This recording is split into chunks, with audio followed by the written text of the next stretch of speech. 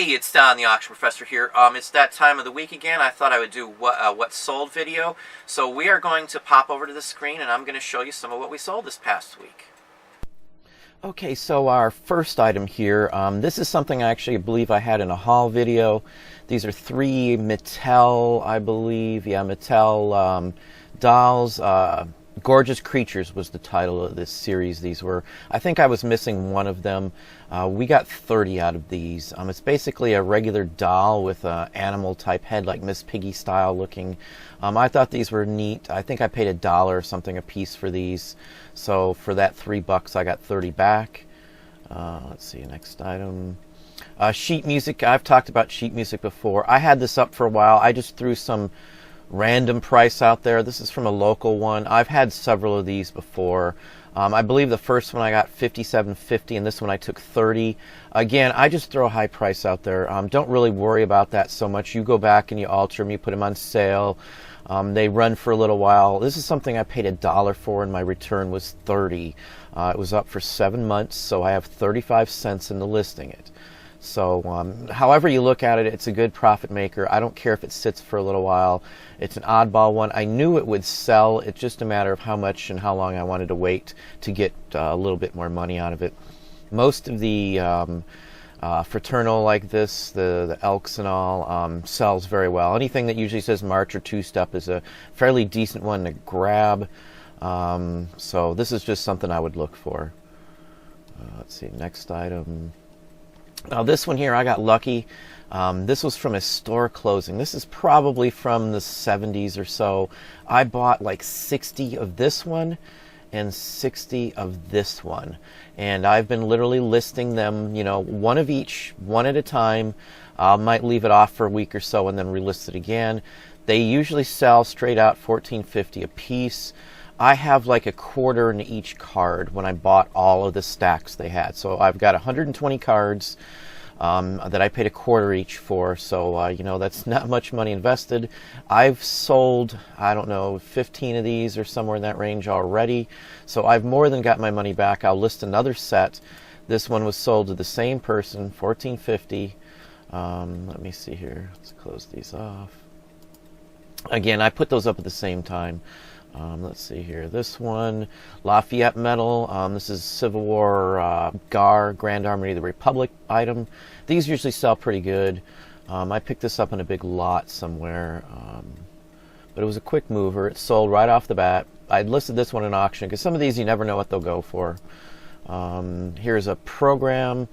This one I believe sold because Ginger Rogers and David Burns. But it sold for $17.50. I had it up for 5 or 6 months before it sold. Most of this paper stuff, I hear people saying you can't find it. I thought the same thing. I never could find it. I never thought much of it. I never knew it was that much of a money maker. But then I started asking around, and I went to a couple of estate sales, and I dug around in boxes and the stuff that no one else wanted to. I dug around in basements, the dirtier area. I got myself dirty. I crawled around. I pulled boxes out. I pulled boxes out in garages, barns, wherever there was stuff in that people just seemed to not pay attention to. And I started finding it and finding more and more of it. And then I started asking people where, do you have any of this? Do you have any paper? First thing I go in when I ask at the door when I'm going to an estate sale, any paper items, any bulk box lots, or any, closet drawers or anything full, they're usually going to tell you, hey, this is off limits, or yes, there's some here, there's there, the basement's full of stuff. Go straight for that. That's what you want to do if that's what you're looking for. You can't sit around and wait because everybody else who walks by there who knows paper is going to grab it too. So a estate sale, you need to be there. If you want to really score really good, you got to be there like before it opens. Sometimes they take, a number. Sometimes you might wait outside at an estate sale for 2 or 3 hours. There's some estate sales around here that there's a husband and wife team that will, one will be there like the night before on a huge sale when they start at 7, and then the husband will come in and let her go home, and then he'll take her spot, and then that's how they hold spots. Or people show up the night before, and all these things that I see. So you've got to ask first. You've got to be there first or real darn early. Obviously, the first people in the door are usually high-end collectors and dealers that are going to want to make and score and buy everything that's good. So you want to be there early when you go to one of these sales. And you always want to ask, always. I don't care if it's a hassle. Track someone down who works there at the estate sale or the flea market, or if there's a garage sale and they've got just junk boxes from their attic. Ask the people when they're clearing out houses. A lot of people think the paper's not worth anything and they won't even put it out. Same with records. I don't know how many times I've asked, do you have any records at a garage sale? Maybe 1 in 10 has records that they didn't think to put out, and I'll get to look at them first because I asked. Always ask at sales. Always ask at garage sales, estate sales, church sales, even the antique shows, the ones that go around like Renninger's or any of those national chains like, what's the other one, Shenanigans, or there's another one that's a national one that goes around that we've been to too. In Florida there was a ton of them we used to go to. Mount Dora, Renninger's was huge there. There's flea markets all over the place. There's specific types that are only there once a week. That's like an antique show / flea market. Antique shows run in malls around here. There's a couple that do it. There's some record shows that are in the Knights of Columbus halls. There's toy shows at the hotels. There's paper shows in Cleveland here. There's a paper show in Columbus. So, I mean, there's shows everywhere, and anywhere you're at in the country, I can guarantee it. I'm just counting the ones here in my state. In less than an hour away, there's shows in Detroit constantly. The Sheraton runs shows. There's just all kinds of places you can find these at. Old drive-ins have them. In the summer, there's tons of them. There's like Armory Hall sales and military shows. Gun shows are good even if you aren't into guns. We never go for the gun aspect of it, but I always find something there that I can resell. There's one coming up here. There's another military show coming up here. I do those too. You can find paper at the military shows. So, you know, if you're not looking out of the box here, so to speak, you're missing out. Like some of the military shows, more stuff shows up there, paper, than other places I go. And there's not a lot of buyers for paper at military shows. They want the uniforms, the badges, the buckles, the guns, the bayonets, the swords. All that kind of stuff is more what's looked for at those shows. So I can usually get some real good pieces of paper at those kind of shows too. Even coin shows you'll find paper at. You'll find them at stamp shows. All that kind of stuff, philatelic events and things like that, you always find them at too. Even some musical events or the downtown fairs and festivals, sometimes there'll be people reselling. And you can even find paper items and postcards and things at like Savers. I've bought them at Savers before. I've bought them out of the counter before. I've bought them at boxes on the counter. You can go anywhere and find this stuff. It's just going to take you asking a ton of people until you get a real good score. You're not going to find them all the time, but if you're not checking outside of where you're normally at and asking everybody, you're not going to find this stuff. This took me a while to figure out what to do and what to say and where to go to ask. So I've hunted everywhere. I get paper items from thrift stores, from antique malls. The bigger the antique mall, the better your chances are. And then again, I drive an hour maybe just one way to an antique store or mall. There's a couple of huge malls around here, and there's some of them are like an hour away. I'll do that drive, you know, and I'll hit 2 or 3 at the same time.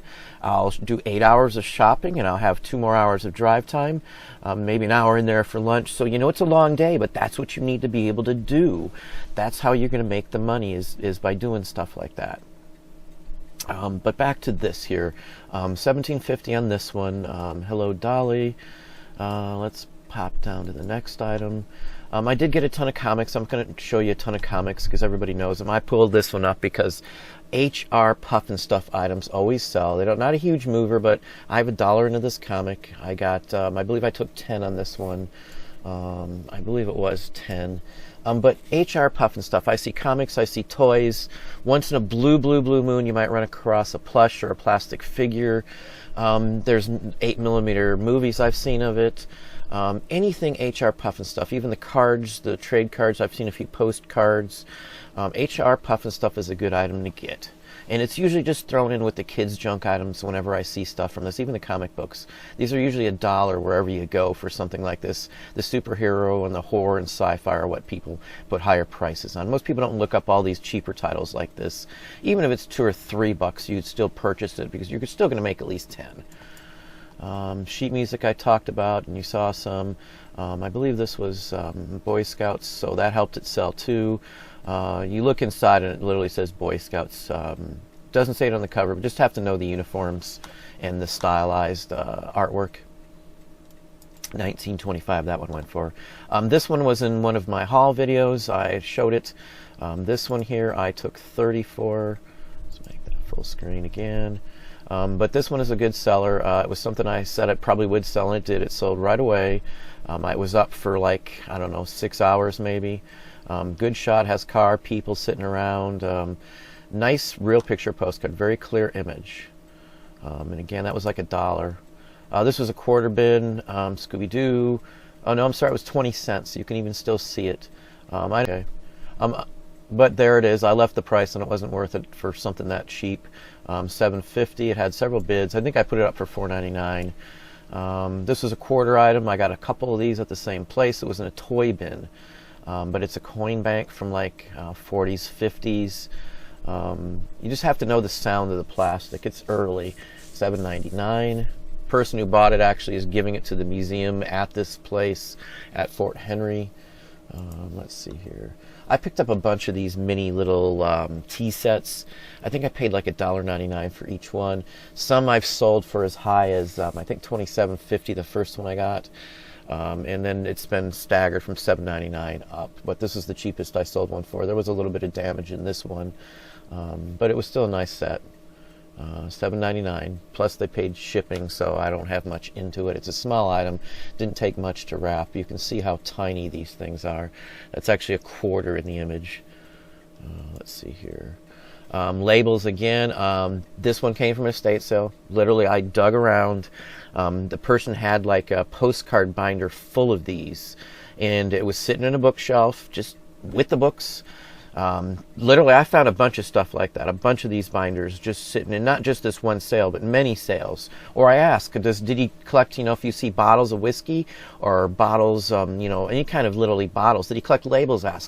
Ask the people who are running the sale. They may have not put them out. They may be shoved in a little bag on a counter with magazines. They may be anywhere in there, but ask people. The people who set up the sale went through all these items so they know everything that's there. Don't just look on your own, because you're probably going to miss it. I miss stuff if I don't do that. I always ask. That's not a secret. Just ask.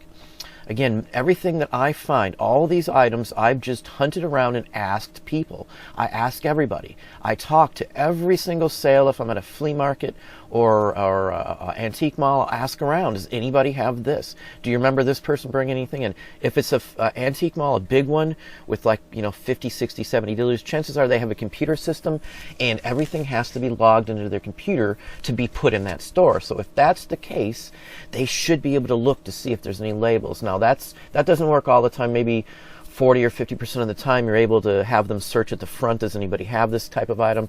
Or who does the paper in the mall? And just go to that section first. Don't waste your time looking around. Go to the people, do a quick walkthrough if that's what you want to do, and then go to the vendors that you think or that you see paper at, or that they told you is going to have paper. Most of the time when I go to an antique mall, I'm not in there very long. I do a quick walkthrough to see if there's any new dealers, and then I go to my standard dealers that I always get stuff at every time I go there. They're the type of dealer that I look for that don't necessarily look up these items or don't want to mess with it and just throw them in their booth for 50 cents or $1 or in a big bin with postcards for $1.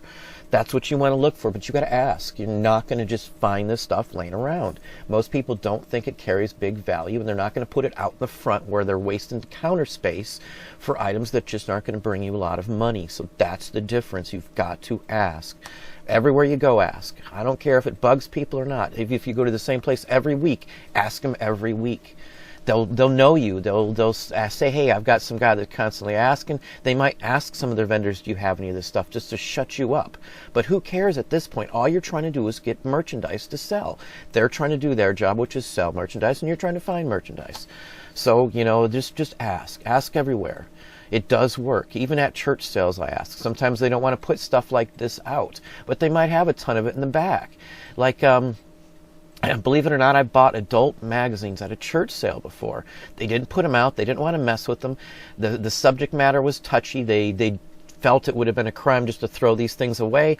So it's somebody I've known for years, and I've got a good rapport with these people, and I got to look at them, and I just bought them out so they didn't have to mess with it. So, it just, you have to ask. That's the key. You have to ask and talk to people. This is going to get you connections. You need those connections to be in the antiques and collectibles and paper and all this area. You're not going to do this or succeed. You're going to be stuck if that's your case and you don't like the clothing as much, or you see the higher profit item and the easier items are all away from clothing for the most part.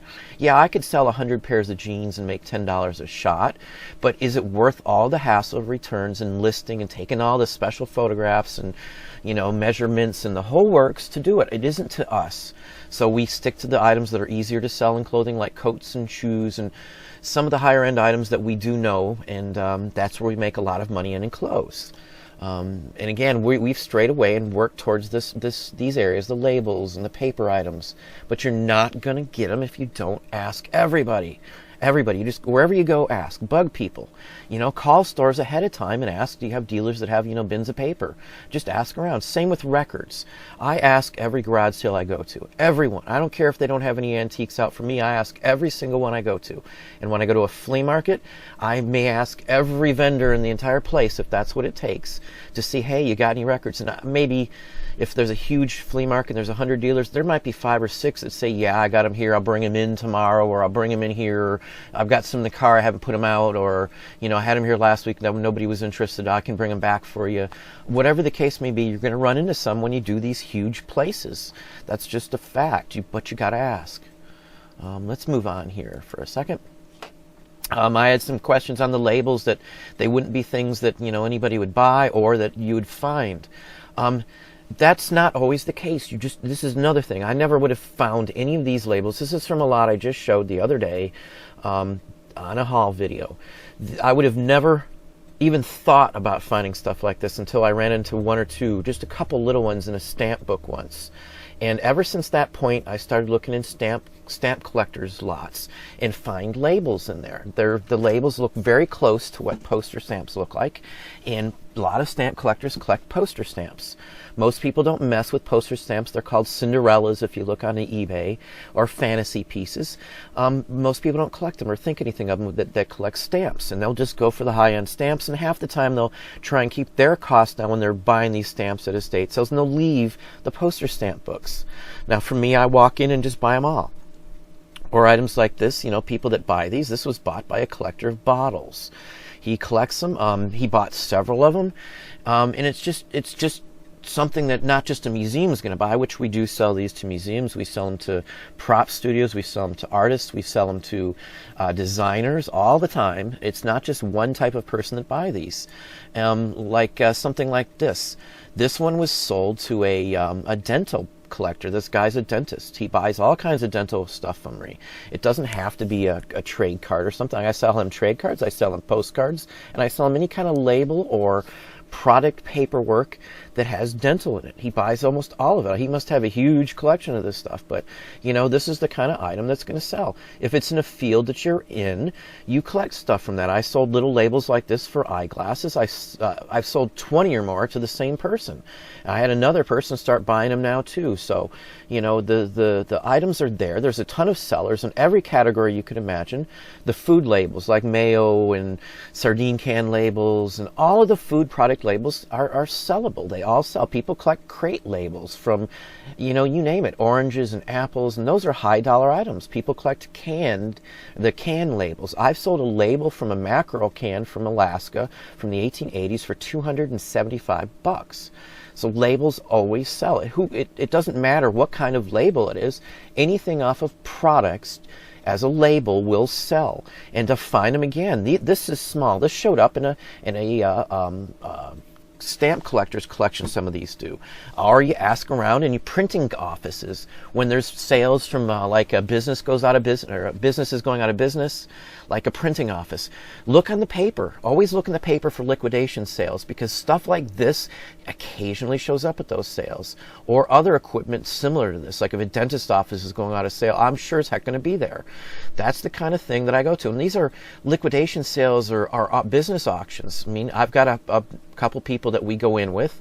I'll buy like the paper items and, dental equipment. Another person buys the chairs. Another person buys all the computers and electronic equipment from there. And we go in together and we split the investment into something like this.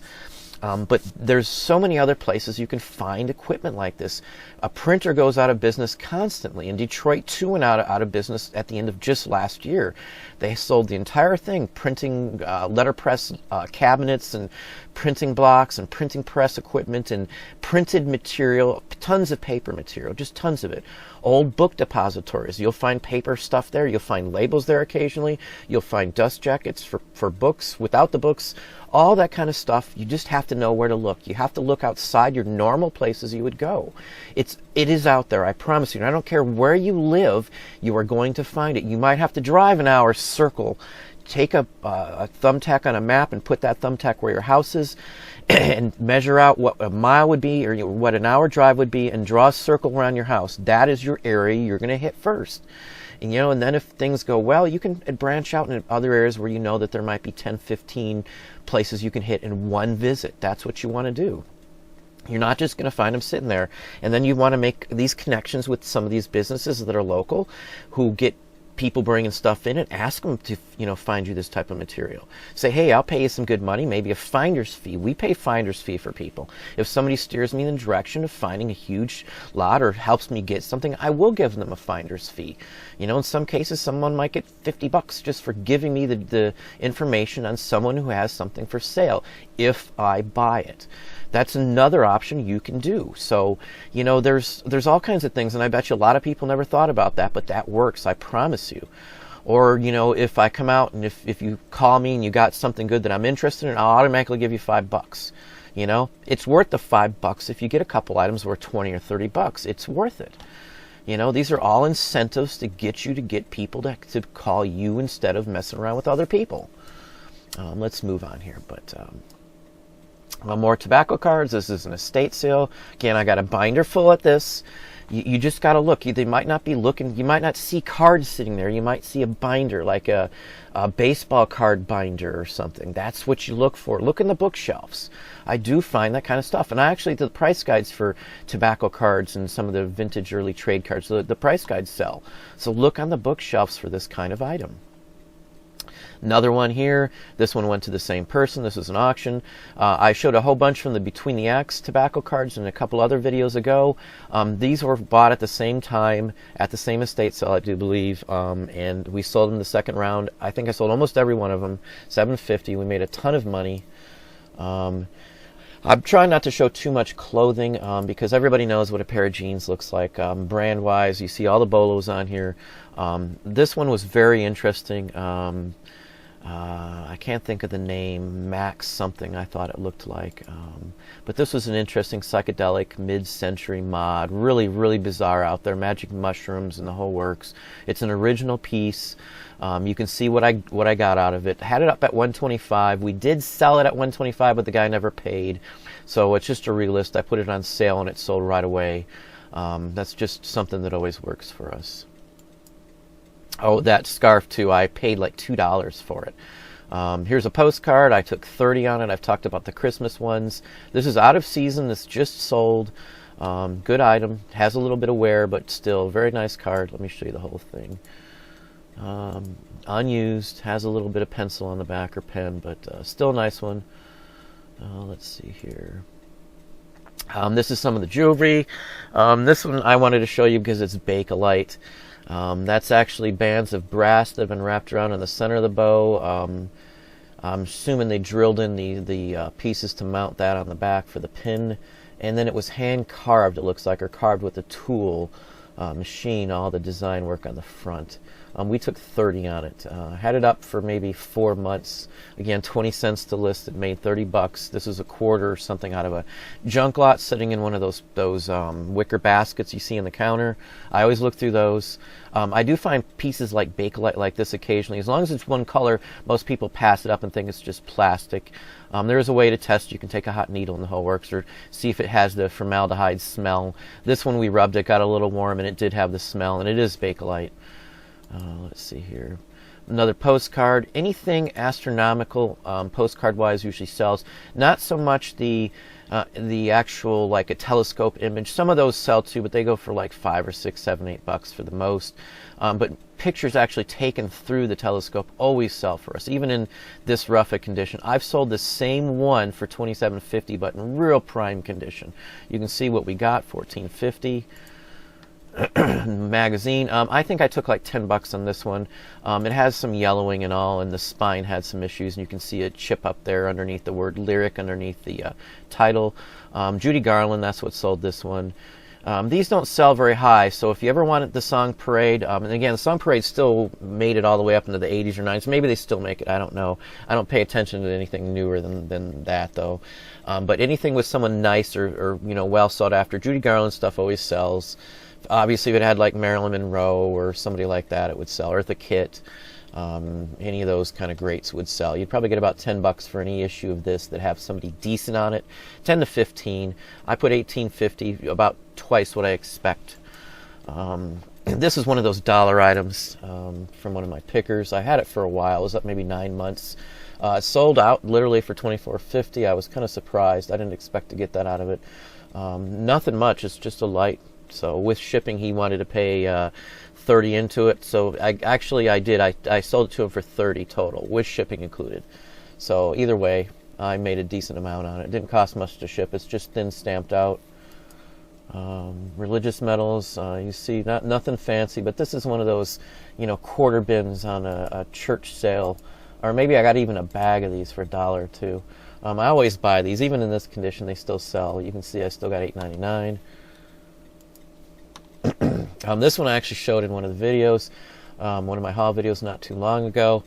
This one I probably should have put more on it. I just threw $12.50 out there and it sold immediately, and I mean immediately. It was up for maybe an hour.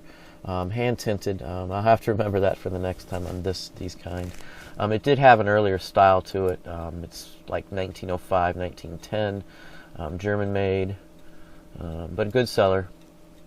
This was from that same haul that I showed the video on a couple of haul videos ago. Real picture postcard, unused. This is one of my favorite Psycho. I think it's pronounced. I could be wrong on how it's pronounced, but where it says place postage stamp here, Psycho. That's one of the ones I look for. AZO is another one you'll see on the back. Nyko. There's 6 or 7 different makers on these. Where the stamp place stamp here is, you'll see a name there. That's what you look for. Usually, if you can't tell, if the words aren't there, real picture, real photo card, look for that one of these titles like AZO. If it says AZO on the back and it looks similar to how the word postcard is stamped, it's probably a real picture postcard. You can also take a loupe.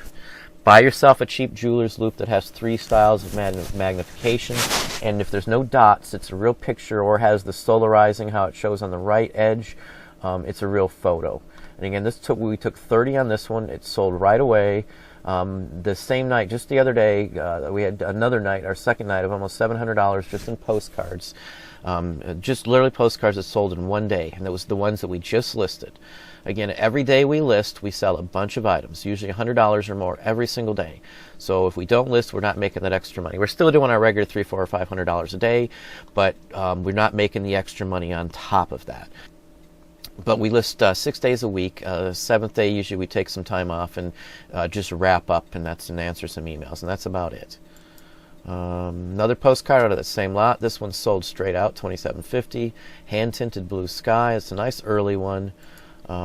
I showed this one as well. This is one of the ones we did for the 700 plus.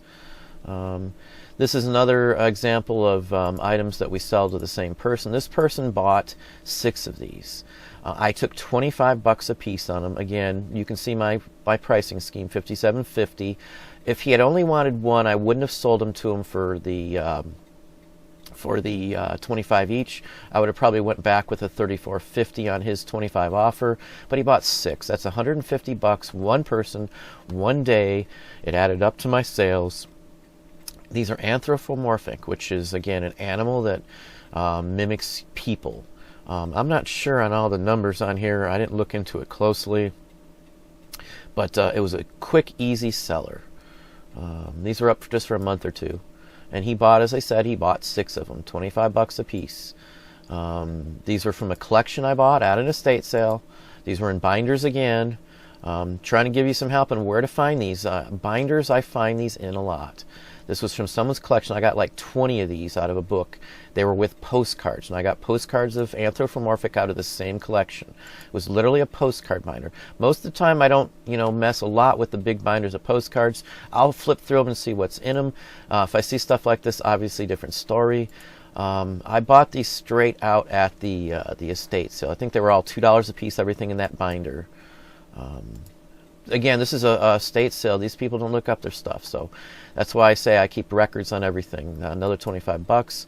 Records. Keep a record on where you buy stuff at, what the company's name is, and if you make a good bit of profit from there, or they don't price the stuff, high enough, and you can swoop in and make a better price and better purchase from them. That's what you want to do. Make sure you're keeping track of every place you go that has stuff. And what you're going to do eventually is you're going to have a list of places that you can go to on a given day of the week. There's a day of the week that I go out, or a day of the month, where I'll go out and I'll hit 6 or 7 stores that I know that I make a profit at. There's stores that I'll know where a booth is, or I'll know where a vendor is, and I'll be able to just go to him and get what I want and see what new stuff he has. And that's how I plan my day. I'll go to a whole bunch all at once. Here's a Civil War not reenactors. It's a veterans badge. It's a GAR, $59.99. It was an early one. It's celluloid. The disc on the bottom is pretty interesting. Nice condition. That really sold it. But $60. I believe I paid like $5 and a lot or something for this. Another one of those posters. I took 20 on this one again. I had these up for a while, and we've made a ton of money. Literally, I've hundreds of dollars on this lot. I mean, hundreds, probably $600-700, maybe even more. We made on these posters. These are newer items. These are something that you could show up at an auction, or a flea market, or a thrift store. Always look for the rolled posters at Savers or wherever you go. Always check the posters out. I found all kinds of neat posters at Savers before. Another one of the postcards from there. I believe I literally discussed this same postcard. Blue sky again. We took $9.99. It sold fairly quick. And my last item here. Davy Crockett has been around for a long time. Right after the Alamo and the whole works. This is from a stage show from 1870s or 80s. This is from a collector of playbills. This has nothing to do with finding paper items. I just went through a playbill collector's estate, and it wasn't literally a playbill collector's estate. He had all kinds of stuff there, but he had a huge collection of playbills and advertising material for stage shows and actors and actresses that dated way back. And this is one of the ones I was able to pull out. I paid $2 or $3 for it. I don't believe there was anything in the boxes and boxes of paper goods that were more than $2 or $3 at this estate sale. Hundreds of items they had. I only bought a very small select bit of items. Most playbills don't sell for a lot, but this is a fairly rare item. This is Victorian era, and literally I got a couple bucks into it. It was folded. It looked pretty nasty. I'm sure they didn't think much of it. It even has creasing and folds and dirt, and it just looks like it's not in good condition. But that was fine. It's even missing. There's a chip at the top. It's split down the seam a little bit. I still took $87.50 for it. So you got to look outside the box. The paper comes up anywhere. You could have a closed down business that was a bowling alley that also did roller skating or whatever the case may be. And the bowling alley might have bowling jackets that are embroidered in the back, stuffed in the back in a box. You might go and see a business that's, a downtown building that's closed down, that's selling off whatever's left in their attic, and find a bunch of stuff like that. You just got to look around. You got to see when clearance and liquidation sales or business closing sales, all kinds of stuff. When a printer goes out of business, I always go to those sales. I don't care where it's at. I've driven 2 hours before for a printing company going out of business, especially if it's a long time printing company that's been around for 100 or 2 years. Most of the time I find printing plates and all kinds of paper items at those kinds of auctions and sales too. You're going to have to scout out these auctions and these sales to get to these items. It's not going to be something you're just going to walk up on. I worked very hard. We do 10, 12-hour days quite often, 5 days a week at least, and then we work 6 days, sometimes even 7, at least only boxing up on the 7th day. But if you're not working and trying to find this, you're not going to get to a point where you can find these and know where to look for these. You're not going to have a circle of people that you can call or that are going to call you. That's what you want to get. You want to build those connections. You want to call everybody. You want to ask everybody. You want to hunt for these oddball sales that, like a library sale. That's if a library is going out. Libraries have paper goods sometimes too because they have collections in the historical section or whatever the case may be. If a library has a clearance sale or anything like that, go to that too. You're going to find records. A lot of times the records showed up and they weren't labeled or marked because they never put them out, or they were extras, or they were donations to the library. There's a ton of things. Universities have sales that they get rid of paper. Some of the museums have sales that get rid of paper. There are a ton of places. You're just not going to find them just going to your normal aspect. And if you're not asking, which most people never ask, I'll beat you to the punch, and most of my guys will too, because they're asking everybody. They've got a list of things, or I've got a list of things. I ask everybody for records. I ask everybody for books. I ask everybody for jackets. I ask everybody for paper items, postcards, photos, movie memorabilia. I mean, the list of stuff that I ask for goes on. I may not ask the same person at every sale. I may do a glance and say, hey, there's a chance these people may have some records. But there's things I ask every sale I go to. If it's a garage sale, I always ask for records, always, or postcards, or, if it's they're selling some of their mother's stuff, or their mother passed away, or whatever the case may be. Estate sales, liquidation sales, living estate sales, church sales, liquidation events, the mall sales, the antique sales, the antique shows. Everywhere you go, you've got to ask. A lot of people, when they go to a show or a sale or have a flea market, they're not going to put out the paper stuff because it's not a big, quick mover for them. They're going to put out the stuff that's going to sell better.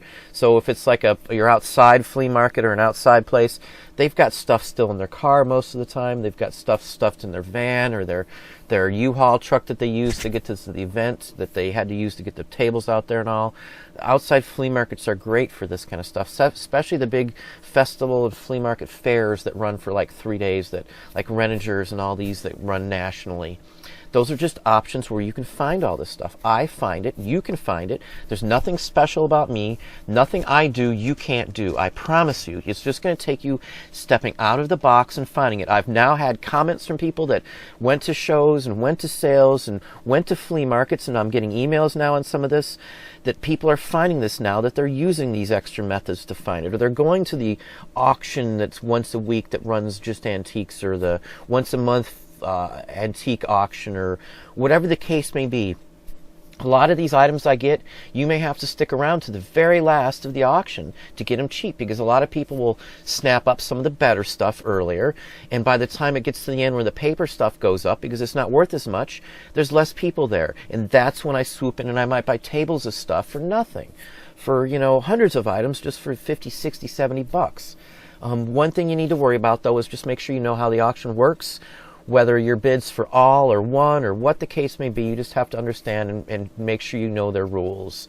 But that's some of what we sold in the past week or so. We've sold a ton this week. Our sales are way up, well up from last month. We're probably 2,000 up this month from last month, maybe even higher than that. And again, we try and track all that, but that's what we've got. Well, there you have it. That's some more items we've sold. Everybody seems to like the What Sold videos. I'm going to keep doing them. Usually I'm going to try and post them on Sundays. I'll be doing a live broadcast here soon. I just wanted to see how much interest there was, and I'm going to go from there. If I get a bunch of people interested, I'll set up a live one. I've already got the software, the cameras, obviously, and the whole works. So I'll test it out here, and if everybody likes it, I'll add that in here too. But hopefully you saw something that I sold that you could look for. Hopefully you enjoyed watching it. Please hit the like button, subscribe if you haven't, and tell a friend.